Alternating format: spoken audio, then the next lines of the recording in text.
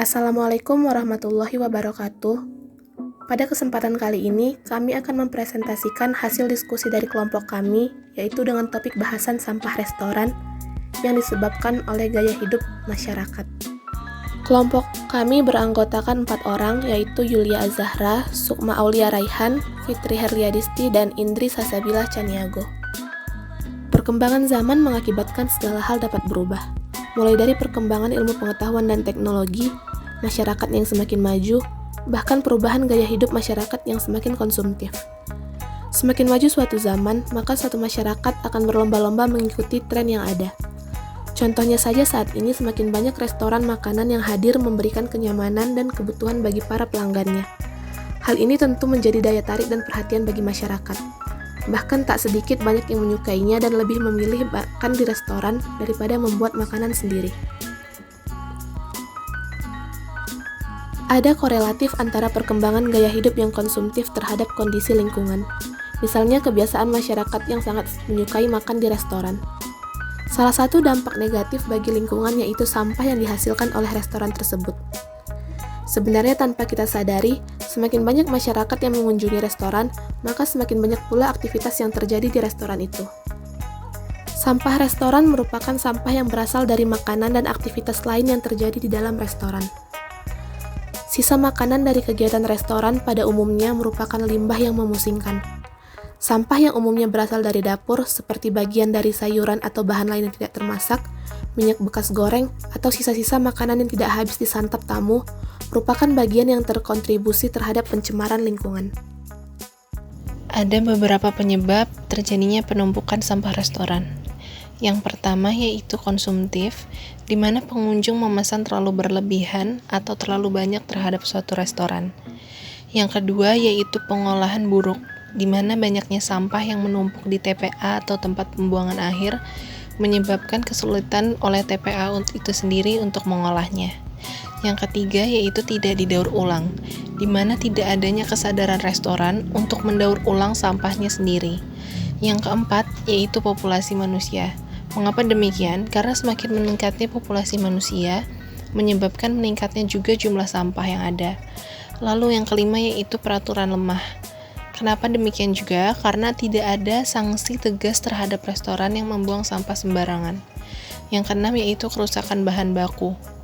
Kerusakan bahan baku makanan sebelum digunakan seperti pembusukan di dalam gudang sebelum bahan tersebut digunakan untuk restoran tersebut. Berikut akibat yang ditimbulkan dari banyaknya sampah restoran. Akibat yang pertama adalah mengurangi nilai estetika seperti mengakibatkan perasaan jijik karena tumpukan sampah dan mengganggu penglihatan karena mengurangi keindahan suatu lingkungan akibat adanya tumpukan sampah restoran. Yang kedua, yaitu menjadi sumber sarang penyakit.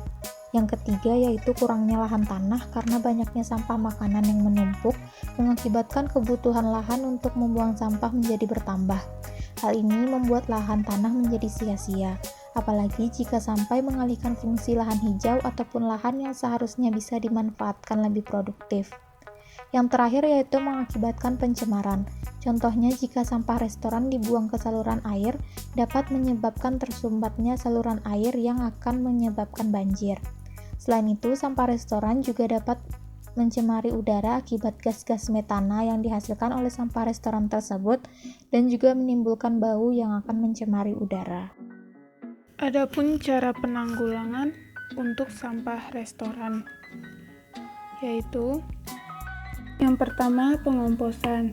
Nah, sampah restoran ini biasanya terdiri dari sisa makanan seperti sayuran, kulit buah, dan lain-lain yang bisa digunakan sebagai bahan dasar pengomposan. Nah, pengomposan sendiri merupakan proses penguraian senyawa-senyawa yang terkandung dalam sisa-sisa bahan organik seperti daun-daunan, sisa makanan, kulit buah, dan sebagainya. Ini dilakukan dengan suatu perlakuan khusus. Yang kedua, dapat dijadikan sebagai pakan hewan ternak. Saat ini limbah yang berasal dari rumah makan atau restoran minim penanganan. Nah, limbah tersebut dapat dimanfaatkan sebagai pakan. Pembuatan pakan dalam bentuk palet ini dari seperti sisa nasi, sayuran, daging itu harus dilayukan terlebih dahulu, kemudian dikeringkan untuk mengurangi kadar air. Nah, yang terakhir itu dapat dimanfaatkan menjadi sumber energi alternatif biogas. Nah, salah satu sumber energi alternatif kan biogas. Nah, gas ini berasal dari berbagai macam limbah organik seperti sampah pasar, restoran, kotoran hewan.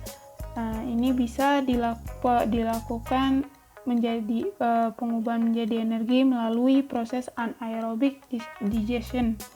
Nah, proses terjadinya biogas yaitu sampah yang telah diolah direndam di dalam air dan disimpan di tempat tertutup atau anaerob tanpa oksigen dari udara.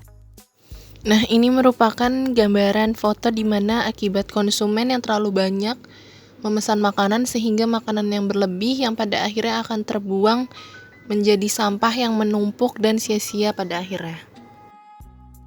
Sampah makanan menjadi salah satu penyumbang besar pembuangan sampah masyarakat. Menurut Badan Pengelolaan Lingkungan Hidup Jakarta pada tahun 2011, dari total 7.500 ton sampah yang dihasilkan setiap hari, 4.050 ton diantaranya merupakan sampah sisa makanan. Sampah tersebut dapat mencemari tanah dan air di sekitarnya yang dapat mengakibatkan turunnya tingkat kesuburan tanah dan mengancam makhluk hidup lainnya. Untuk itu, kita sebagai manusia haruslah menjaga lingkungan kita tetap bersih dari sampah, sesuai dengan hadis riwayat Tirmizi. Dari Rasulullah, sesungguhnya Allah Subhanahu wa Ta'ala itu suci, yang menyukai hal-hal yang suci. Dia maha bersih yang menyukai kebersihan. Dia maha mulia yang menyukai kemuliaan. Dia maha indah yang menyukai keindahan. Karena itu bersihkanlah tempat-tempatmu. Nah, ini merupakan daftar pustaka yang kami gunakan, lalu ini adalah dokumentasinya. Sekian dari kami, kurang lebihnya mohon maaf. Wassalamualaikum warahmatullahi wabarakatuh.